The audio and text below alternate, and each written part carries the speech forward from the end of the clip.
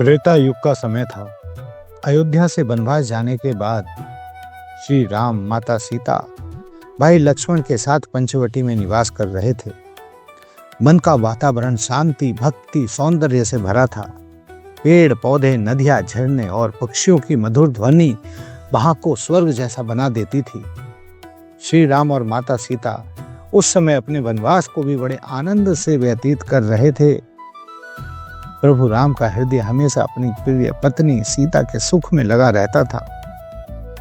एक दिन की बात है, सुबह सुबह माता सीता प्रभु श्री राम के साथ बैठी हुई थी। मंद मंद हवा चल रही थी। तभी माता सीता को अचानक उनके पैर में कांटा चुभ गया। श्री राम ने तुरंत प्रेम पूर्वक माता के चरण अपनी गोद में रखे और बड़ी ही कोमलता से कांटा निकालने लगे। प्रभु राम का यह करुणा में प्रेम देखकर देवता भी भावविभोर हो गए। लेकिन तभी आकाश से एक कौवा आया। यह कोई साधारण कौवा नहीं था, यह तो इंद्र का पुत्र जयंत था, जो अपने दुष्ट बुद्धि से माता सीता की पवित्रता की परीक्षा लेने आया था। जब श्री राम माता सीता के चरण से कांटा निकाल रहे थे, उस समय कौवा आया और अपने नुकीली चोंच से माता सीता के वत्सल पर प्रहार करने लगा। माता सीता पीड़ा से चौंक उठी। प्रभु श्री राम ने देखा तो उन्हें गहरा क्रोध आया। श्री राम ने तुरंत अपने मन में संकल्प किया, जो भी मेरी प्रिय सीता का अपमान करेगा वह दंड का भागी होगा। प्रभु ने एक तिनका उठाया और उसमें अपने दिव्य ब्रह्मास्त्र की शक्ति संचलित कर दी।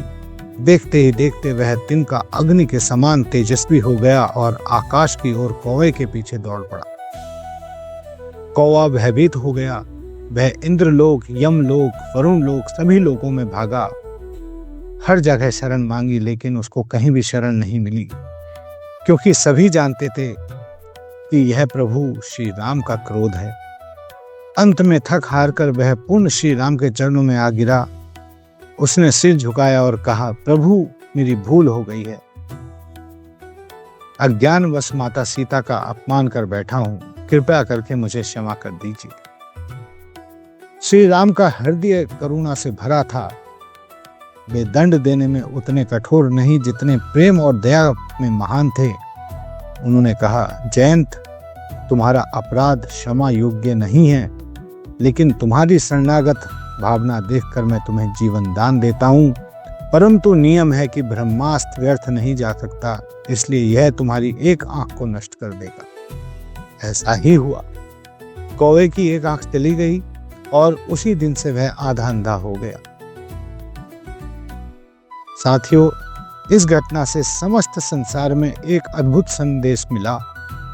जो भी माता सीता जैसी शील, पवित्रता और धर्म की मूर्ति स्त्री का अपमान करेगा, उसे दंड अवश्य मिलेगा। प्रभु राम जितने करुणामय और प्रेम स्वरूप हैं, उतने ही न्यायप्रिय और धर्म रक्षक भी हैं।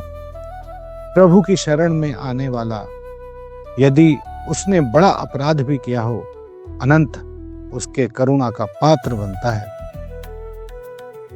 और वही कौवा आगे चलकर महामहिम भक्त काक्षुभंडु बन गया, जिन्होंने स्वयं श्री राम के गुणों का गान करते हुए गरुड़ जी को राम कथा सुनाई। साथियों, आप कथा कहाँ से सुन रहे हैं? कमेंट्स में राधे राधे लिखकर जरूर बताएं और अपने दोस्तों और परिवार वालों के साथ जरूर शेयर करें, ताकि वह भी ये अद्भुत कथा जान सके। और मेरे चैनल अरिहंत दिव्य कथा को सब्सक्राइब करना ना भूलें, ताकि आने वाली ऐसी ही कथाएं आपको सबसे पहले मिलती रहे। राधे राधे।